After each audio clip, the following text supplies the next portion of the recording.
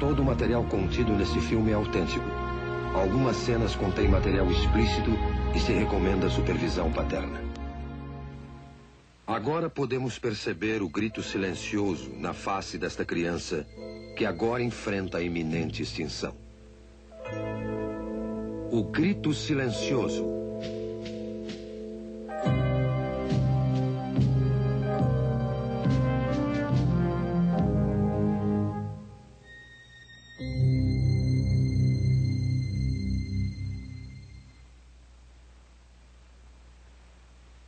Meu nome é Bernard N. Nathanson. Sou um médico e também obstetra e ginecologista.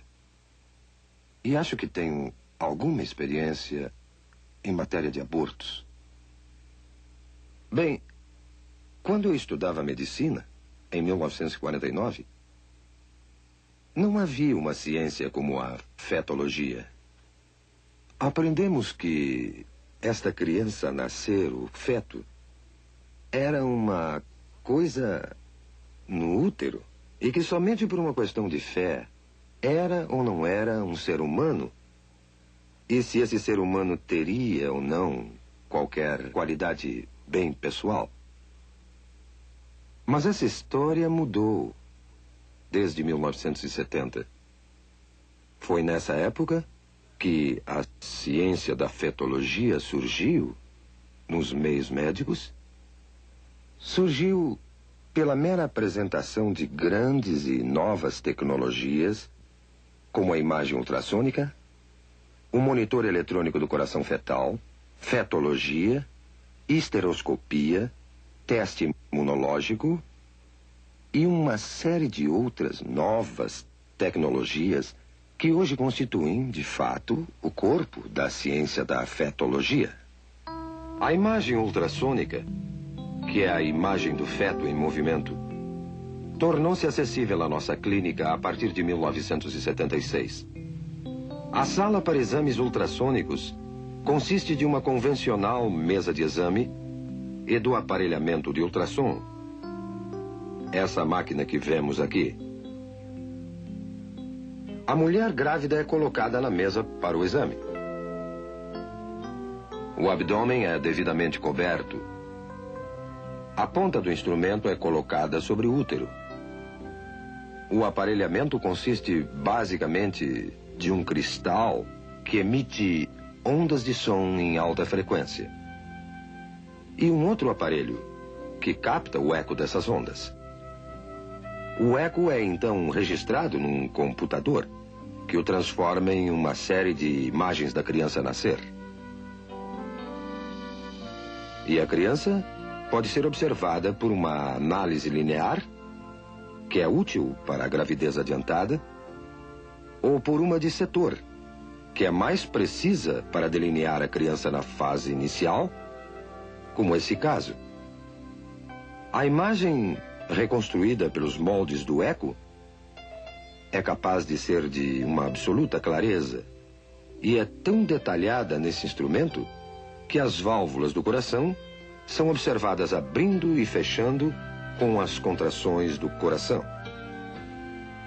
Mães e pais, pela primeira vez, têm podido ver suas crianças antes do nascimento, com essa espetacular tecnologia. Essas tecnologias, esses aparelhos e máquinas que usamos diariamente, têm nos convencido que, sem dúvida, essa criança a nascer é também outro ser humano, outro membro da humanidade, sem distinção, de maneira alguma, a qualquer um de nós.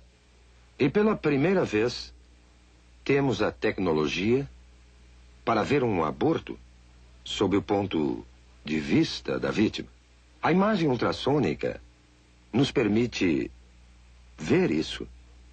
E assim, pela primeira vez, vamos observar como uma criança vai sendo torturada, desmembrada, desarticulada, esmagada e destruída pelos insensíveis instrumentos de aço do aborteiro. O que estamos vendo aqui é uma sequência do desenvolvimento de uma criança no estado pré-natal de vida, desde os primeiros momentos até o fim desta fase. Temos aqui uma criança de 4 semanas, de 8 semanas, de 12 semanas, de 16 semanas, 18 semanas, de 20 semanas e de 28 semanas. Como podem ver, não existe ainda uma mudança dramática na forma ou substância desse ser durante esse desenvolvimento. Essa pequena pessoa, de 12 semanas, é uma criatura, inegavelmente um ser humano. Já tem ondas cerebrais desde 6 semanas, seu coração está funcionando há 8 semanas, e todo o resto das funções humanas são exatamente como as nossas. Agora, esse livro, Obstétrica de Williams, 16ª edição de 1980, é um livro de estudo usado em todas as escolas de medicina nos Estados Unidos. O prefácio desse livro, publicado em 1980, nos diz o seguinte: felizmente entramos numa era que o feto pode ser já considerado e tratado como nosso segundo cliente. Quem poderia sonhar, mesmo há alguns anos, que poderíamos atender um feto como médico? As tradicionais éticas médicas e conceitos nos dizem que não devemos destruir nossos clientes e nós juramos preservar suas vidas. Agora veremos como o aborto age no nosso segundo cliente. Temos então uma criança de 12 semanas no útero, o útero sendo esse músculo em redor da criança. Quando o aborteiro inicia o processo, primeiro coloca esse instrumento, conhecido como espéculo, na vagina da mulher. E em seguida abre a fim de avistar o colo uterino aqui. Tendo avistado o colo, o aborteiro, então, pega esse instrumento, conhecido como tenáculo, firma-o seguramente com o espéculo no colo. Desta maneira, grampeia bem o tenáculo para firmá-lo melhor ao colo do útero. Outro instrumento que é posto em ação é chamado sonda. Esse instrumento é colocado dentro do útero, depois retirado, para o aborteiro determinar exato a profundidade e o tamanho do útero. Depois, esse grupo de dilatadores, esses metálicos, curvos instrumentos, são usados para fazer a dilatação do colo, a fim de aplicar finalmente os mencionados instrumentos de aborto. O aborteiro primeiro introduz o mais fino desses instrumentos dentro do colo, a fim de dilatá-lo, girando o instrumento para uma parte mais larga, introduz essa ponta e vai então trabalhando através das várias graduações que aumentam o tamanho final do instrumento dilatador. Depois, passa a usar um instrumento conhecido como aparelho de sucção, o qual está sendo retirado de um recipiente esterilizado para seu uso. E então, isso será inserido no colo dilatado até chegar ao útero, para então perfurar o saco que cobre a criança, esvaziando do fluido que a cerca. O instrumento é posto em direto contato com a criança numa pressão aproximada a 55 milímetros de mercúrio, aplicada na ponta desse instrumento, que está ligada a um longo tubo grosso de sucção e a instrumentação abortiva, que é o aparelhamento do outro lado. A ponta de sucção começará a destruição da criança. Pedaços do corpo são separados, um por um, até ficar somente fragmentos do corpo e a cabeça. A cabeça é grande demais para passar pela tubulação. Para isso é necessária a aplicação de outro instrumento, chamado pinça de pólipo, dentro do útero, através do colo já dilatado. E o aborteiro, então, terá que pegar a cabeça da criança, que flutua livre dentro do útero, entre os anéis desse instrumento. A cabeça é então dilacerada e seus pedaços removidos com seus respectivos ossos. E o aborto, então, estará concluído. Já vimos como uma criança de 12 semanas aparece na tela ultrassônica. Também vimos a mecânica, todas as fases do aborto de 12 semanas.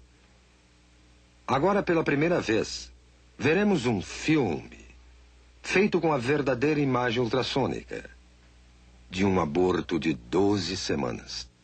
Não se esqueça que não é um caso fora do comum, um aborto tardio. É um dos 4.000 casos de aborto feitos todos os dias nos Estados Unidos. Esse filme foi feito numa clínica de abortos. O médico que realizou o aborto foi um jovem que trabalhava em 2 diferentes clínicas de aborto ao mesmo tempo.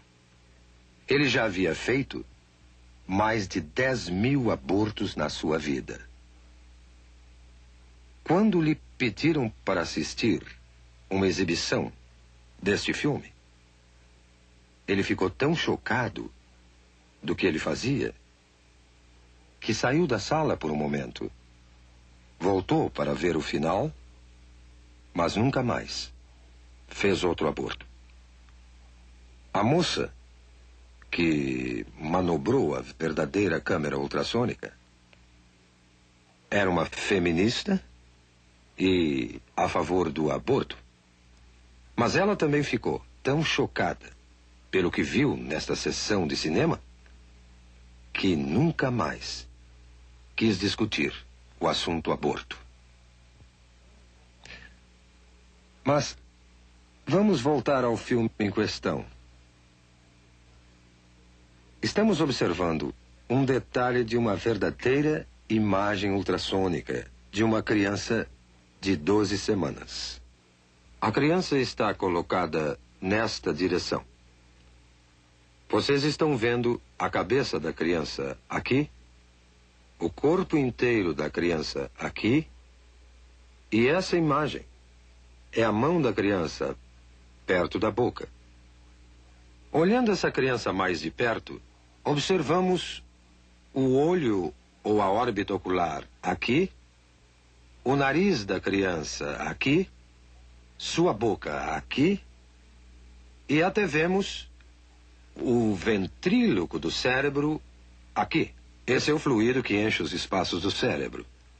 Vemos o corpo da criança aqui, com as costelas em silhueta, e sua coluna vertebral atrás. Essa é uma área granulada de tecidos na parte superior. Parece ser a placenta da criança. Podemos até distinguir aqui as coxas, as extremidades inferiores saindo do corpo, desta maneira. Agora, vamos à ação. Vemos o coração batendo no peito da criança. Suas batidas são de 140 por minuto aproximadamente. Agora, vemos a criança se movendo dentro do útero. E observamos várias mudanças de sua posição. Ela ainda está colocada desta maneira. E a boca está recebendo o polegar da criança. A criança está outra vez movendo-se calmamente no seu santuário. Agora, esta sombra que estamos vendo na parte inferior da tela é a ponta de sucção que foi deliberadamente colorida para que possamos distingui-la com mais clareza. Mas o aborteiro dilatou o colo e está inserindo a ponta de sucção que podemos observar se movimentando na tela. Podemos notar que a ponta de sucção, que está aqui, quando se move em direção à criança, ela recua do objeto e começa a produzir movimentos violentos e agitados. A criança se move com mais determinação. Sua posição muda constantemente. E ela retrocede mais uma vez aqui. A ponta de sucção ainda não tocou na criança. E mesmo assim, ela permanece agitada e movendo-se violentamente. A criança virou agora outra vez de perfil. E a ponta de sucção volta mais uma vez a aparecer na tela. A boca da criança está aberta, o que veremos mais uma vez em outro momento. Mas esta ponta de sucção, que vemos se movendo violentamente na parte inferior da tela, é um instrumento mortal, que eventualmente irá destruir a criança. É só depois que o saco é perfurado para a saída do líquido que a ponta do aparelho entrará em contato com a criança. Mas podemos observar a ponta movendo-se enquanto o aborteiro procura o corpo da criança. Mais uma vez vemos a boca da criança aberta, como se estivesse emitindo um grito silencioso. Este é o grito silencioso de uma criança prestes a enfrentar sua extinção. Agora, as batidas do coração aumentam dramaticamente e os movimentos da criança são mais violentos, como percebendo a agressão ao seu santuário. Está se afastando e podemos vê-la movendo-se para a esquerda do útero, numa tentativa patética de escapar aos terríveis instrumentos que o aborteiro usa para extinguir a sua vida. Agora, o coração está visivelmente acelerado. Suas batidas chegam a 200 por minuto. Não há dúvida alguma que a criança percebe o perigo mortal que a espera. A membrana foi perfurada e o fluido escapou. Não se vê mais o reservatório de líquido protegendo a criança. Mas uma vez que o fluido saiu, a ponta do aparelho de sucção se firma no corpo da criança e a criança é puxada para baixo pela ponta de sucção do aborteiro com a pressão negativa aplicada e o corpo está sendo desmembrado sistematicamente e separado da cabeça. A cabeça está nesta direção aqui. Eu estou no momento delineando a cabeça. As partes inferiores já foram destruídas. E vemos a ponta de sucção brilhando de espaço a espaço na tela como uma série de ecos. Enquanto a criança está sendo empurrada de um lado para o outro. Enquanto a ponta de sucção está sendo aplicada ao corpo desta maneira e o aborteiro está exercendo sua tração na criança. A cabeça é ainda perceptível aqui. O corpo já não se pode ver. Foi separado da cabeça. O que vemos agora é a cabeça mesmo, que é chamada linha média do eco, e vários fragmentos de ossos. Mas a cabeça, que estou delineando aqui, nessa criança de 12 semanas, é grande demais para sair inteira numa peça de dentro do útero. O aborteiro terá que empregar este instrumento, a pinça de pólipo, numa tentativa de segurar a cabeça. Ele agora tentará dilacerar a cabeça com esse instrumento, dessa maneira, e remover a cabeça aos pedaços de dentro do útero. O aborteiro e o anestesista têm um código secreto entre eles, que os protege da pavorosa realidade dos fatos. O aborteiro e o anestesista se referem à cabeça da criança, que agora é chamada de número 1. O anestesista, então, Perguntará o aborteiro. O número 1 já saiu? Já acabamos? Vemos agora, intermitentemente, os dentes ou lâmina desse instrumento aparecendo nessa imagem aqui.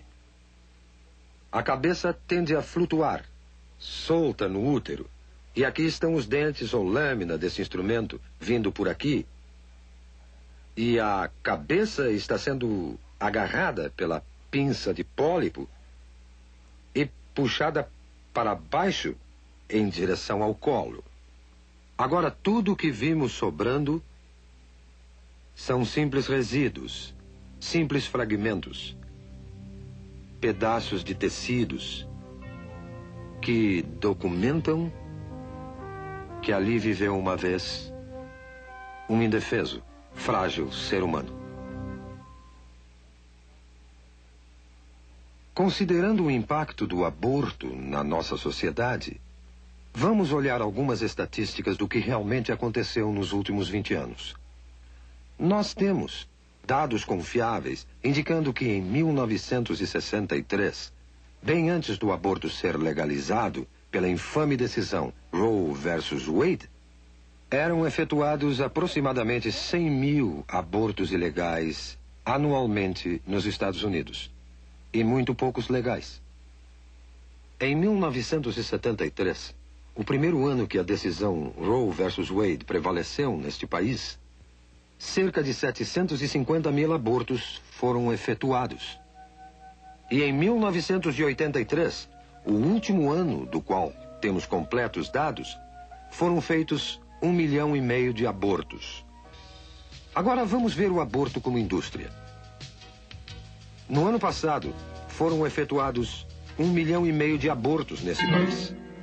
E o custo médio de um aborto é de 300 a 400 dólares por operação. Isso criou uma indústria nesse país de uns 5 a 6 milhões de dólares por ano, colocando-o na lista das 500 maiores indústrias do mundo.